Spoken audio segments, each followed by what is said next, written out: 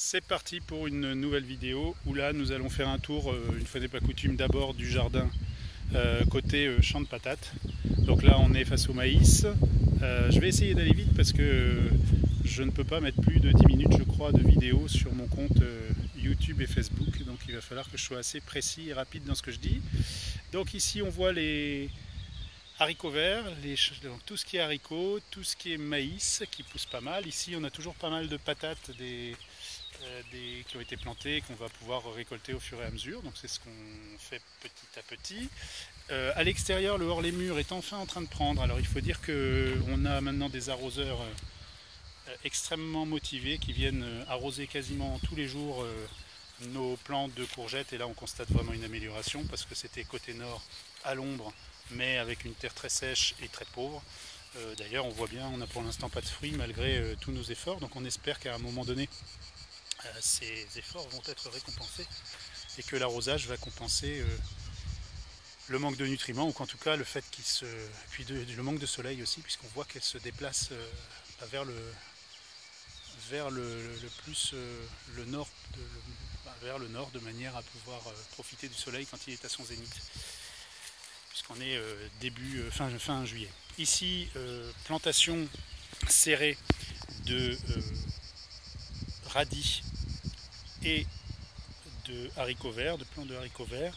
Là, les radis vont pouvoir être bons à récolter probablement cette fin de semaine, ça fera 3 semaines. Donc bien arrosé, ça a bien pris, ça a bien fonctionné. Terre gorgée d'eau pour pouvoir mettre en place le truc. Les quinoa derrière que j'avais transplantés, certains ont repris. Voilà, pas mal. Ici également des haricots verts, donc voilà. Et ici, la nouvelle ligne qui va accueillir, si tout veut bien sortir, non seulement les maïs, donc une trentaine de pieds de maïs noir, et j'ai également en bout de semis planté des petites salades roquettes rouges, et là on voit qu'a priori elles sont en train de sortir. On voit à travers le paillage. Bon, il y a aussi plein de petites mauvaises herbes, des adventices, donc ça ce sera un peu moins bon. Toujours en hors les murs, on a ici le plant de courgettes hors les murs qui, pareil, fait des fleurs régulièrement, mais pour l'instant n'est pas pollinisé, ou en tout cas ne se transforme pas. Et là, eh bien, c'est, je pense, la fin pour notre petit plant de tomates sans eau, ou alors il va subsister et il donnera sa pleine mesure en novembre, qui sait. En tout cas, c'est vrai que le fait d'être sous un arbre ne l'a pas forcément aidé à se développer. Ici, un plant de comment on appelle ça, des pastèques. Voilà, les arbres qu'on est le matin, hein. On a ici notre petit myosotis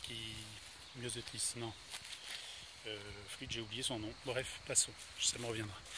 Ici le citronnier, il faut que j'aille vite. Le citronnier qui se porte bien, même s'il est côté plutôt mistral, mais on l'a bien protégé et il a l'air de se porter bien. Ici un premier citron, il y en a un autre là. Voilà, un autre petit motif de satisfaction, c'est le citronnier qui a mis beaucoup de temps à démarrer, mais ça y est, là il part dans tous les sens. Citronnier caviar, donc là on va avoir des citrons caviar plus tard, ce sera très bien. Ici on rentre dans J1, donc vue d'ensemble d'abord de notre magnifique jardin J1. Voilà. Ici le plan mâle de kiwi, de l'autre côté le plan femelle, un peu moins bien mais qui a l'air d'aller quand même. Ici la première butte sans eau, donc quand je dis sans eau, c'est qu'elle a été très peu arrosée, vraiment très peu, c'est-à-dire une fois par mois. Et donc on constate là qu'elle se porte pas mal. Le problème, le phénomène du cul noir du fait de l'arrosage, ça s'est arrangé. J'ai également mis 2 arrosoirs de purin d'ortie il y a 2 jours. Et ça a l'air de lui profiter parce que je pense que la butte n'était pas forcément très riche. Voilà.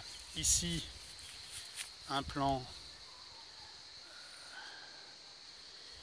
qui a bien pris, toujours sur du sans eau. Donc là on est également sur une butte sans eau qui elle a été arrosée il y a une quinzaine de jours et qui depuis n'a pas été arrosée. Ici on a des superbes plants d'aubergines qui ont bien pris. Il y en a quelques-uns derrière également. Et puis des plants de tomates, de la calabache. Ici une courgette qui a été replantée en mi-juillet. Ici également un plant de tomates. Voilà, quelques plants de tomates qui sont pas très productifs sur cette butte. Je crois qu'il va aussi falloir peut-être que j'amende un peu le sol dans cette butte. Ici, ben voilà, ça c'est une résurgence de l'année dernière, c'est-à-dire que c'est un plant de poivron qui n'est pas mort cet hiver et qui repart et qui nous fait, ça y est, les premiers poivrons. Voilà. Notre cerisier qui monte, je pense, à 2,50 m voire 3 mètres, qui a été planté en automne dernier, avec à ses pieds une petite consoude. Et comme il bénéficie de l'eau qui déborde de temps en temps de notre bail, eh bien on s'aperçoit qu'il a grossi 2 fois plus vite que ses congénères qu'on verra tout à l'heure. Voilà, ici une superbe sauge qui profite à fond. Et puis ici on a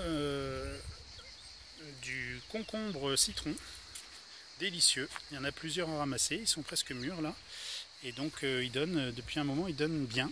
Et c'est vrai que c'est des fruits très agréables. Voilà, on continue. Les potirons, potimarrons, je ne sais pas comment on dit, qui ont bien grossi. Ceux-là ont une drôle de couleur, mais a priori ça va bien. Ça se mange. Ici, pas mal de petites tomates cerises. Là, la butte du F1, puisqu'on a acheté des plants, enfin directement des plants avec des graines non reproductibles qui donnent. Oui, qui donnent, c'est pas mal.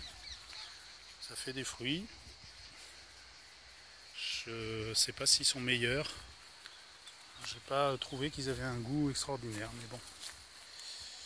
Ça, c'est un avis personnel. Pas mal de pollinisateurs, on voit bien, et de chasseurs de pollinisateurs, puisque les guêpes sont là aussi. Tout ce beau monde s'active sans avoir besoin de nous, ce qui est très très bien. Toujours pas mal de potirons, potimarrons. Voilà, ici de la courgette blanche. Hein, je sais pas si on la voit, oui. Voilà, qui pousse. Des petites plantes sauvages. Le fenouil, lui, il est totalement sauvage.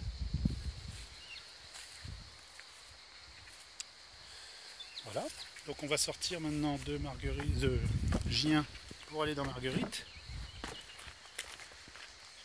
Là on voit tout l'entourage avec en particulier les ignas qui sont magnifiques.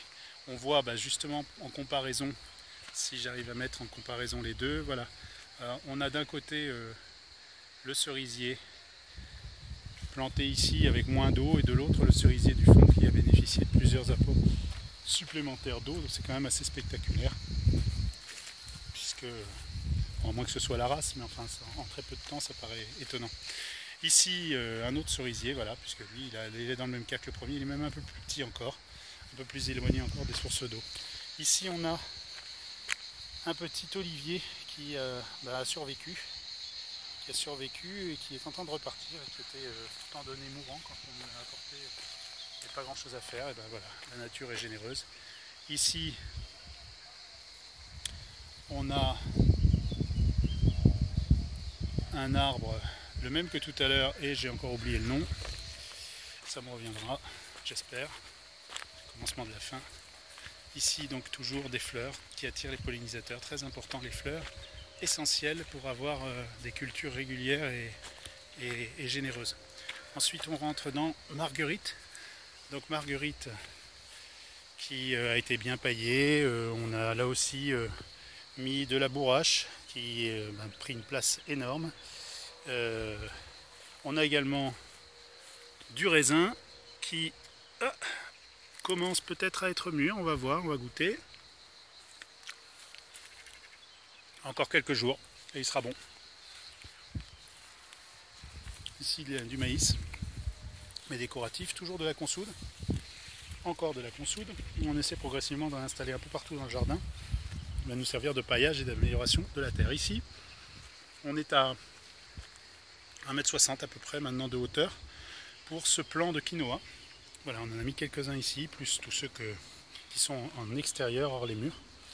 Voilà, ici, toujours Alors là encore une courgette énorme qui n'a pas été ramassée hier. En fait en 2 jours on a des courgettes monstrueuses si on fait rien, si on ne va pas les chercher.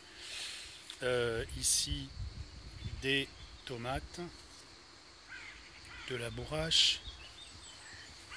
Là des petits gambusies qui se baladent, qui ont été introduits il n'y a pas très longtemps et qui ont l'air plutôt pas mal dans notre petite mare avec des mâles et des femelles. Les gros sont les femelles je crois et les petits sont les mâles. Voilà. On a même un guppy qui était arrivé et qu'on avait positionné et qui survit et a l'air très heureux d'être au milieu des gambusies. Voilà, le nénuphar lui a pas pris toute sa place, il est bien là, il est en pleine forme, mais peut-être il faudra en introduire un deuxième pour bien couvrir la mare, l'eau de la mare. Voilà, qu'est-ce qu'on a d'autre à montrer? Ah bah oui, les semis. Alors donc là, ici c'est la consoude qui a été coupée pour faire du purin de consoude. Donc qu'on va utiliser dans quelques jours. Voilà, et puis dernier petit truc, donc la roquette ici, petite roquette.